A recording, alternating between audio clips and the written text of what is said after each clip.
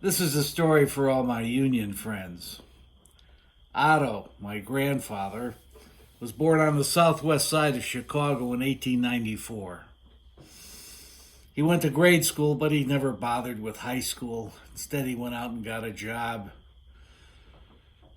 In his mid teens, he went out west to knock around, wound up shoveling coal on a steam locomotive.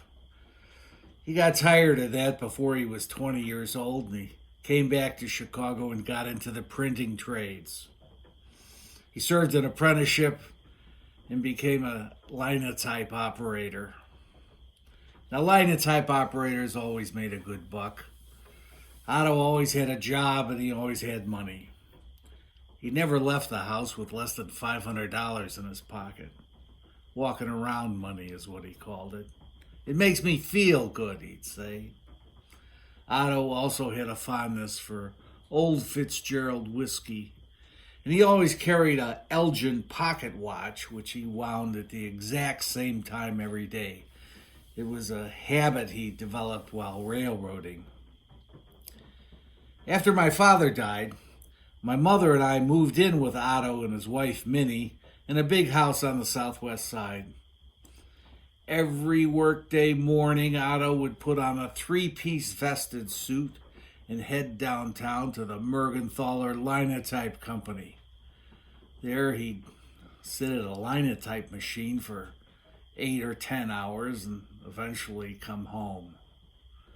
Now, Otto had no religion, didn't believe in heaven or hell or any of those eventualities. What he did believe in was the ITU, the International Typographical Union. I'm a union man, he'd say. An honest day's work for an honest day's pay. Otto loved his union brotherhood. He talked incessantly about the printer's home in Colorado Springs. There old union men could go and live out their final days in quiet dignity. They'll send a car for me wherever I am in the U.S., Otto would say. All I gotta do is call and they'll come and get me. This one union benefit brought Otto as much comfort as the promise of eternal life and salvation did to a Christian.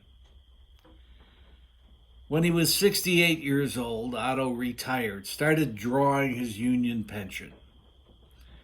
A few years later, after Minnie died, Otto moved to Lakeland, Florida to soak up some of that warm weather, and he wanted to be close to his brother Stanley.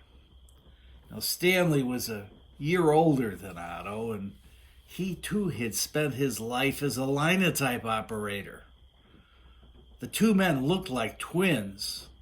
Yeah, but there was a glaring difference. Stanley had worked all his life at R.R. Donnelly and Sons, the people who published the phone books. At that time, R.R. Donnelly's was a non-union shop. 2 weeks after Otto got down to Lakeland, he and Stanley go fishing. Otto catches the biggest fish anybody in Lakeland had ever seen. It was so big that they put a picture of Otto holding the fish on the front page of the Lakeland paper. A week later, Stanley's driving Otto around town, showing him the sights, and he says to him, "Hey, Otto, let's go buy the newspaper and get some copies of that photo with you and the fish.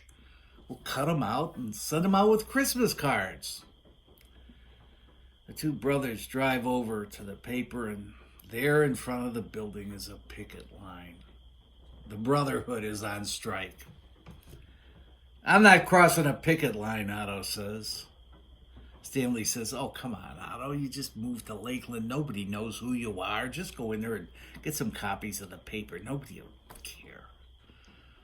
Otto gets out of the car and he slams the door and he walks back to his rented rooms. He never speaks to his brother Stanley again. Ever. In all our weekly calls, Otto would retell that same story, and it always ended with the same words. "The bastard wanted me to cross a picket line."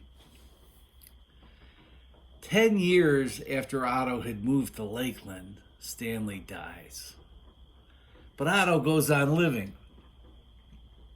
And every year that he lives, his union pension is reduced. Yeah, there'd been a major change in things.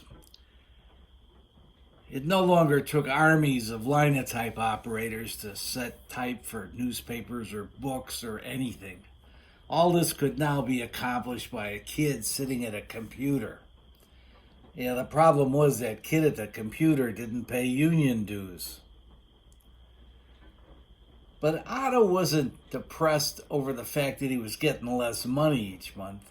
What bothered him was that his way of life was over.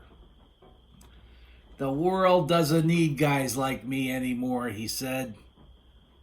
My day has passed. The last time I visited Otto, I could see he couldn't go on living alone. So I got him into an assisted living facility down there in Lakeland. And before I came back to Chicago, I took him out to dinner, and we went back to his room and we drank a little Old Fitzgerald, and Otto reached in his pocket and gave me his car keys and his Elgin watch. Here, he said, I won't be needing these in here. He then reached in his other pocket and pulled out $500 and $50 bills. Take it, he said. You need some walking around money. It'll make you feel good. I drove Otto's car back to Chicago and I got home on a Sunday night. Tuesday morning, the phone rang. Otto had passed on. My wife and I flew down to Lakeland and made funeral arrangements.